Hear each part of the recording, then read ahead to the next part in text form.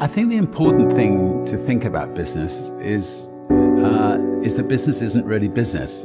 Business is creating something that you believe in. There's a very thin dividing line between survival and not surviving. And most people who start in business end up the wrong side of that dividing line because the bigger businesses out there will try to crush small upstarts. Going up against bigger businesses are likely to come up with ferocious competition. So to beat a big business, you've just got to use the strengths of being small. Generally speaking, if you work for a big corporation, it's quite impersonal, and quite often the staff are not looked after well, and quite often the staff actually don't like going to work because they're not treated well. As a small company, you can be more nimble, you can move more quickly. By being more nimble, one can move quicker, one can be more innovative and innovate more, and actually undercut the bigger guy, and most likely the bigger guy's had years of building up. It is possible for smaller companies to beat bigger companies, but you have to be quick of foot and, as you say, never take no for an answer. So we've got two companies. We've got Virgin Galactic that will be taking people to space, and we have Virgin Orbit, which is basically taking satellites to space and connecting the world. It was a tremendous breakthrough, and I think one that will be incredibly useful to the communications industry, to governments, and the like. That competitive spirit that you have, Richard, is that what drives the billion-dollar space race? How competitive is it between you, Elon Musk, Jeff Bezos? Creating a spaceship that can send people safely into space time and time again is the real competition. You know, our main aim is to use space to benefit humans back here on Earth, and that's our push.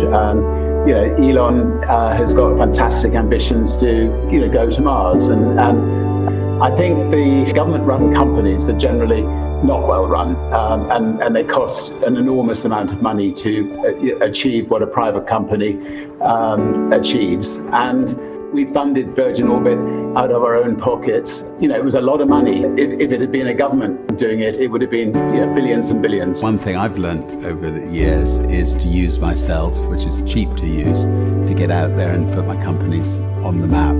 I've sunk crossing the Atlantic and trying to break a transatlantic speed record. I've crashed in the Atlantic trying to be the first to cross in a balloon. I've been dropped down a building in Las Vegas and hit the side of the building on the way down. Anyway, we've gone to extreme lengths to get Virgin well known, but it seems to have worked. I seem to have survived, and it's been a great adventure and a lot of fun in the process. Well, I think you have to define what success is. To me, I've spent a lifetime creating things that hopefully I think can make a difference to other people's lives. Genuinely, I've never set about to sort of think of myself as a businessman. If I lost it all, I'm sure I'd want to carry on creating. There's no point in us going into something unless we can really shake up an industry, make a major difference, unless it's going to enhance the Virgin brand. If there's any danger of it damaging the brand in any way, even if it's going to make us a lot of money, cigarette companies or something like that, we wouldn't do it. Because life's short, we want to enjoy the experience. Life is short. Life should be fun, and it should be fun. It should be if the chairman of the company's having fun. If you go to a party and if I let my hair down and I'm the first to be thrown in the swimming pool and I'm not just standing in the corner of the room sipping sherry or something, then everybody will have a laugh and everybody will have fun. And what a great testament this spaceship is to what can be achieved against any background when true teamwork, great skill, and deep pride are combined with a common purpose. That purpose, which drives me and our team, and which unites us with our partners and our friends, is the belief that together we can make space accessible in a way that has only been dreamt of before now. And by doing that, we can truly bring positive change to life on Earth. This spaceship is the embodiment of that goal, and a great milestone on what will undoubtedly be a challenging but hugely rewarding journey.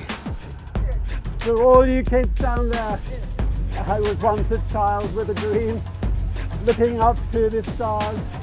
Now I'm an adult in a spaceship with lots of other wonderful adults looking down to our beautiful, beautiful Earth. To the next generation of dreamers, if we can do this, just imagine what you can do. Hey! Come on out, Richard. It's worth giving it a try.